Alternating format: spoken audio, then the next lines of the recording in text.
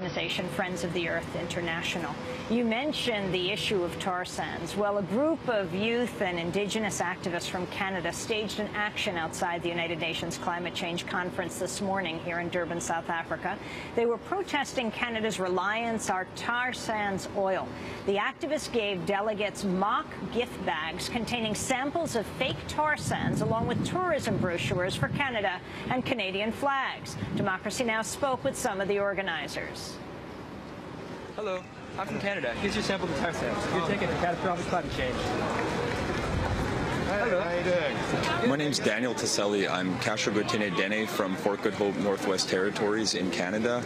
We're here today because Canada's Environment Minister Peter Kent has arrived in Durban, and he's made it very clear that he's here to push tar sands oil on the rest of the world and not to negotiate for a good agreement or to represent the people. So we thought we'd hold a little welcoming party for him and help him push the dirtiest oil on the planet, tar sands oil.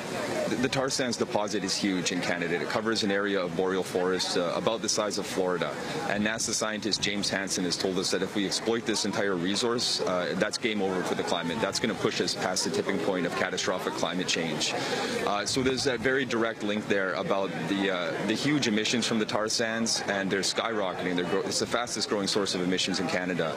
The Canadian government has made it quite clear that not only are they not going to meet their current Kyoto Protocol commitments, but they aren't going to agree to any targets under a second commitment period of the Kyoto Protocol.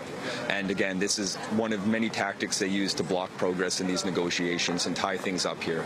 My name is Kandi Mossett, and I'm actually from North Dakota. It is the largest catastrophic project that I am aware of on Earth right now because of the amount of emissions that it kicks up into the atmosphere, because of the immense amount of water that it uses, and also to even get to the tar sands, they have to remove boreal forests, old growth forests, and they call it overburden.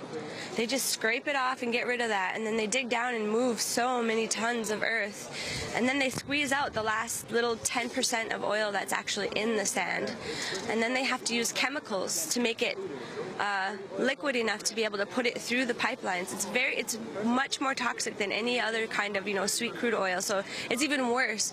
And it is about 4 barrels of water to every 1 barrel of oil. It's immensely toxic. Not only that, it doesn't make any sense. They're actually using coal-fired power plants to get out the tar sands oil. They're using natural gas to get out the tar sands oil, and now they're talking about nuclear energy, building nuclear plants to be able to get out more of the tar sands oil. My name is Francois Paulette. I'm with the Dene Nation in the Northwest Territory. At this very moment, we are in ground zero. People in Fort Chip that are dying of cancer.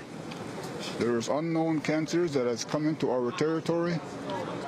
The river that stretches from the tar sands to the Arctic Ocean and dumping all this waste, these hard chemicals, into the Arctic Ocean. And a lot of people are affected by this. The Oprah Winfrey Network has commercials that they've been airing about ethical oil, and they have women on there with their faces all covered and everything, as if the tar sands oil is more ethical than oil from Iraq or things like that. We bankrolled a state that doesn't allow women to drive, doesn't allow them to leave their homes or work without their male guardian's permission.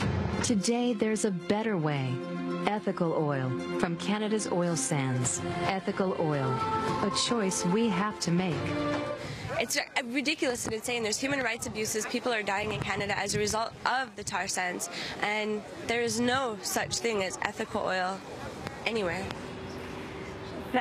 Thank you to Democracy Now!'s Mike Burke and John Hamilton.